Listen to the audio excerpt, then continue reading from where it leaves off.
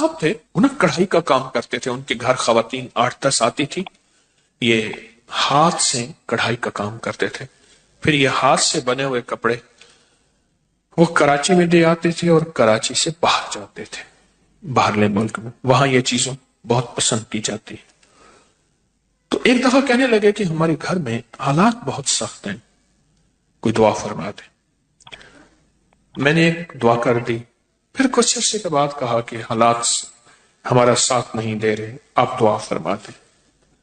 تو میں نے اس طرح آتے رہے اور مجھ سے اپنے حالات، قرضے، بیماریاں، مشکلات، راہیں بند، راستے بند، ناکامیاں، یہ سب بیان کرتے رہے۔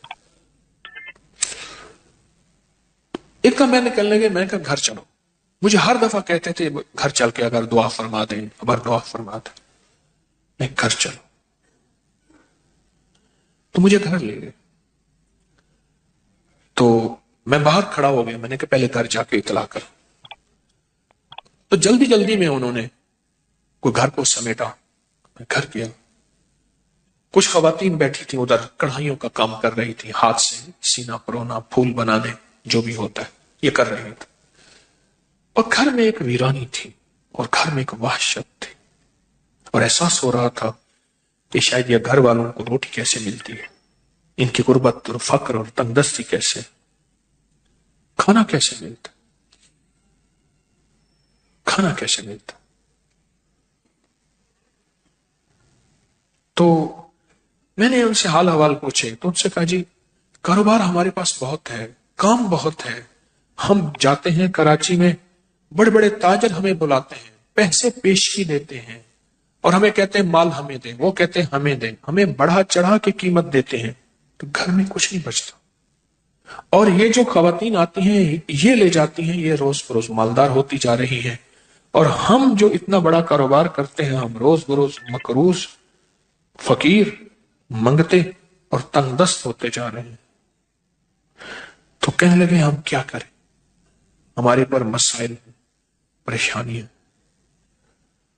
ہمارے کسی نے کہا کہ جادو ہے، پھر ہم نے اس کے لیے یہ عمل کیا، اس نے اتنے پیسے لیے، کسی نے کہا جنات ہیں، کسی نے کہا کالی چیزیں ہیں، کوئی اتنا آیا، انہوں نے مجھے ایک لمبے چوڑے واقعات سنائے جس میں ذرا سارا خرچہ ہی خرچہ تھا، خرچہ ہی خرچہ تھا، کبھی خرچہ کس نام سے، کبھی خرچہ کس نام سے، کبھی کس نام سے، سارا خرچہ ہی خرچہ تھا۔ میں نے ان سے عرض کیا میں گھر میں قرآن کہاں ہے، کہنے لگا پڑھا ہے، میں کہا وہیں لے جاؤں، کہنے لے آؤں میں کہنا مجھے لے چل۔ تو گھر میں جہاں قرآن پاک ایک الماری تھی اس میں کاغذ ٹھونسے ہوئے تھے، بہت سارے کاغذ، کون سے تھے، یہ بچوں کی کاپیاں نہیں ہوتی، بچوں کی کاپیاں جس میں یہ ہوم ورک کرتے ہیں بچے، کاپیاں ہوتے ہیں ان میں لکھتے ہیں، ان کے کاغذ، اور پرانے کوئی قاعدے ہوتے ہیں، الف انار والا قاعدہ، یہ چھوٹے چھوٹے ABC والے قاعدے، ان کے ہاں بچے بھی پڑھتے تھے، وہ بچے بھی پڑھا کے ان سے فیس لے کے گزارا کرتے تھے، تو وہ سارے ٹھونسے ہوئے تھے، ان کے نیچے سے میں نے قرآن پاک نکالا، میں نے کہا اور ہے، کہا نہیں، اس میں غلاف لپٹا ہوا تھا اور اس میں دھول تھی، مٹی تھی، میں نے نکالا قرآن پاک اور میں نے کہا میں نے آپ کے تعویذ نکال دی۔ اچھا، میں کہ آپ کو میں دکھاتا ہوں جو تعویذ آپ کے تھے جس کی وجہ سے آپ کے گھر میں بربادی، پریشانی، قرضے، مسائل، مشکلات، میں نے نکال دی۔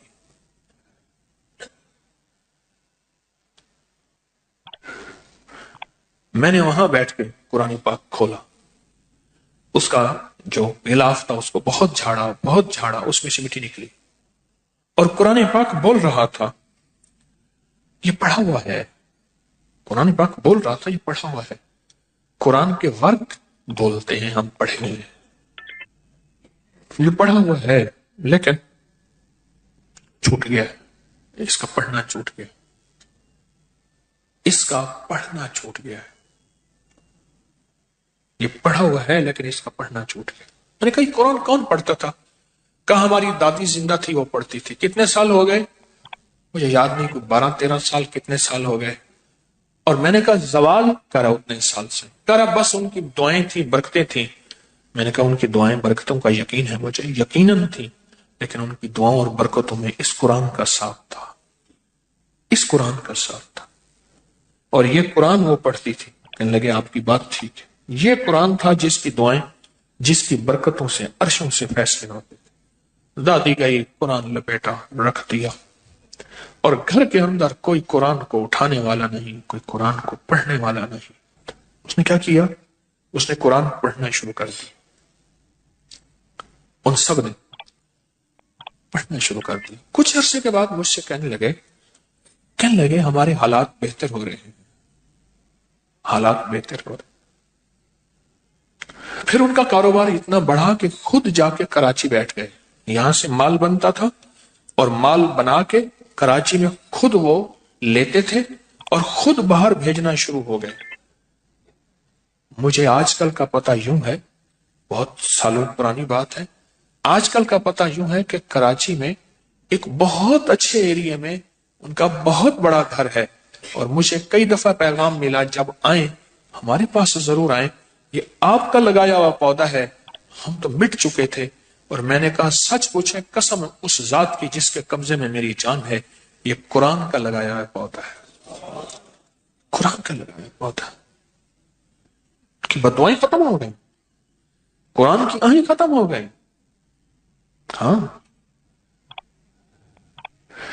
انہوں نے کوئی نہیں چھوڑا تھا، تعویذ کوئی نہیں، عمل کوئی نہیں۔ میں تعویذوں کو مانتا ہوں، میں عمل کو مانتا ہوں، لیکن یہ بتا دوں کہ کوئی بڑے سے بڑا تعویذ قرآن سے بڑھ کے طاقتور ہو سکتا ہے؟ کوئی بڑے سے بڑا تعویذ قرآن سے طاقتور نہیں ہو سکتا۔ اس ویڈیو کو لائک اور شیئر کریں، اپنے YouTube چینل کو سبسکرائب کریں اور روزانہ زیادہ سے زیادہ سبسکرائب کروائیں۔ آپ دوسروں کے لیے صدقہ جاریہ بنیں گے، اللہ پہلے آپ کے دکھ ڈالے گا۔